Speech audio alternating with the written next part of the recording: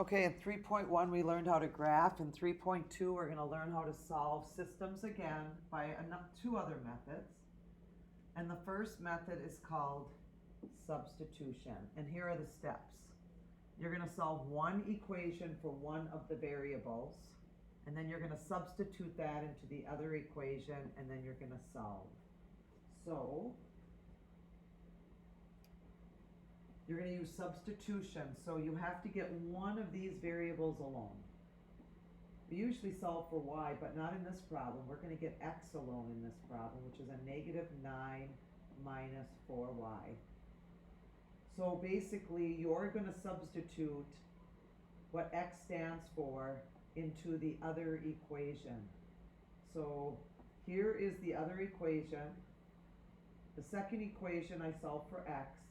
I'm going to substitute what x stands for right here, and x stands for a negative 9 minus 4y. So you're going to put a 2 down, because there's a 2. You're going to replace the x with what x stands for. It stands for a negative 9 minus 4y. And then there's still a negative 3y equals 4. So this right here is the same thing as this, except I replace the x with what x stands for. It stands for a negative 9 minus 4y. And now all you're going to do is solve for y by doing the distributive property. You're going to get a negative 18 minus 8y minus 3y equals 4. You can put like terms together, which makes a negative 11y minus 18 equals 4. A negative 11y equals, add 18 to both sides, you get 22. So y is equal to a negative 2. You're not done though. You know that x is equal to a negative 9 minus 4y. That's what x equals. A negative 9 minus 4y, which is equal to a negative 9 minus 4 times a negative 2. Two negatives equal a positive, so it's a negative 9 plus 8, which x equals a negative 1. So you can leave it like that, or you can write it as an ordered pair. X comes first, and then y. Okay, let's do another substitution. What the box was, for some reason for this notes, you could check your answers. A negative 1, negative 2, so that's why that's there. The next problem, we're doing the same thing. We're going to do substitution. So when you see substitution on the test, you need to get one of the equations. You need to get a variable alone. So just look at both of these. Isn't it easy to get that one alone than any other letter alone? So you're going to get that one alone.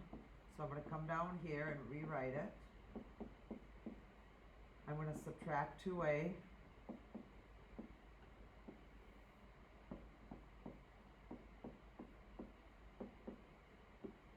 And I got to change them all to their opposite.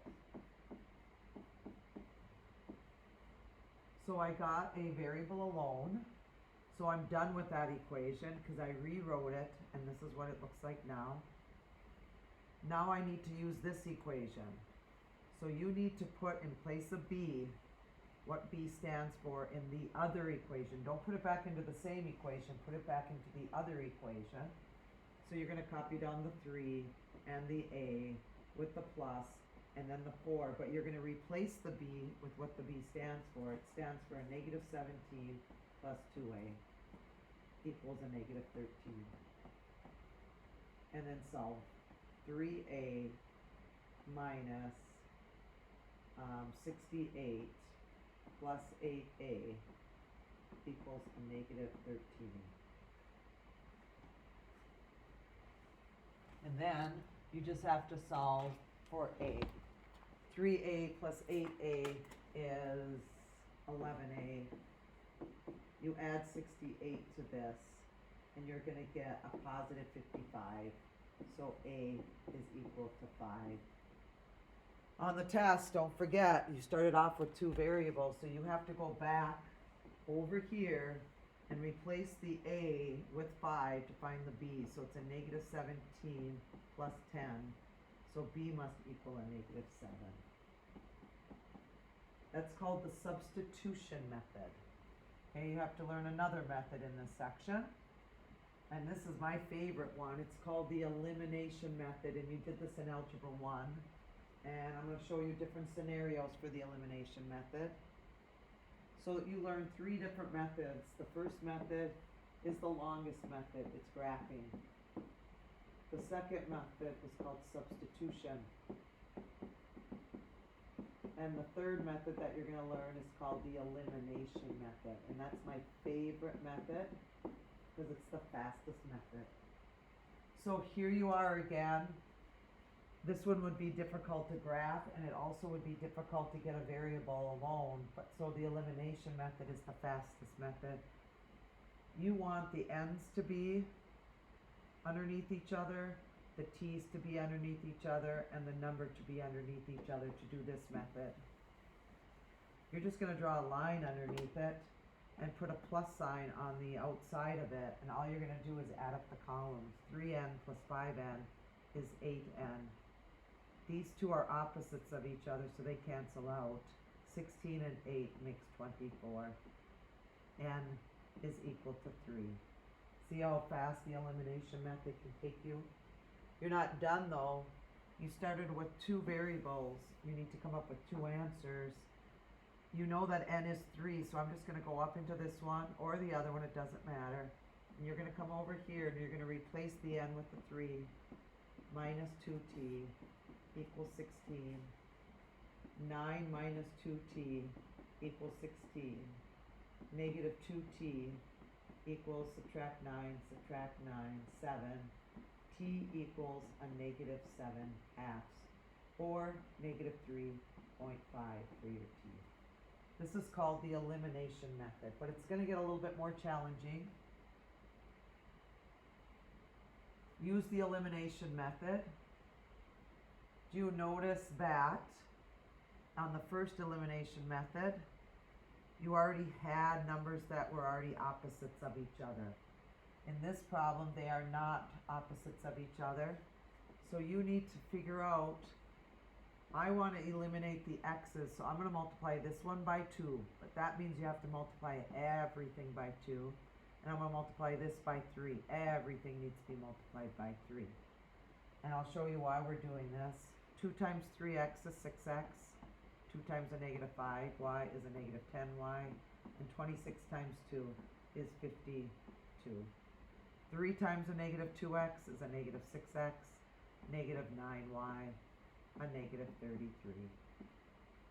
Draw your line. If I multiply both of them, what I got was 2 numbers that were opposite of each other, so when I add them, they'll cancel each other out. This will make a negative 19y equals a positive 19, so y equals a negative 1. I'm not done. I'm going to go back up into one of these, like 3x minus 5y equals 26. I'm going to replace the y with a negative 1. 3x plus 5 equals 26. Subtract 5, subtract 5. 3x equals 21. X equals 7. And I think we have one more. This is called the elimination method. I'm going to eliminate the n's. I want a number in front of those that are opposites of each other. I don't have to multiply both of them. I only have to multiply the top one by a negative 3. That'll give us a negative 6n, a negative 15a, and equals a negative 42. I don't have to do anything with this one. I can just write it down.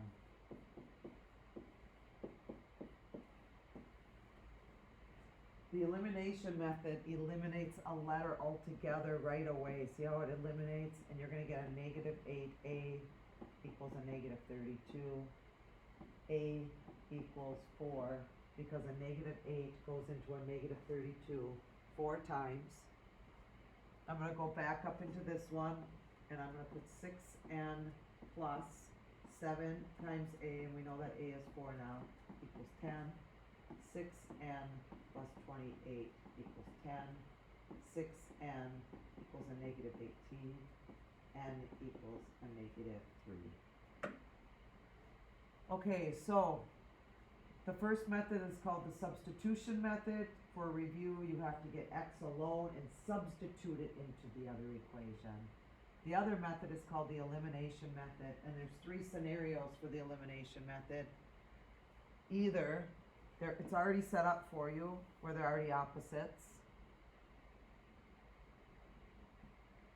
or you have to change both of them so that they're the opposites, or you only have to change only one of them so that they're opposites. So one's called the elimination method and the other one's called the substitution method.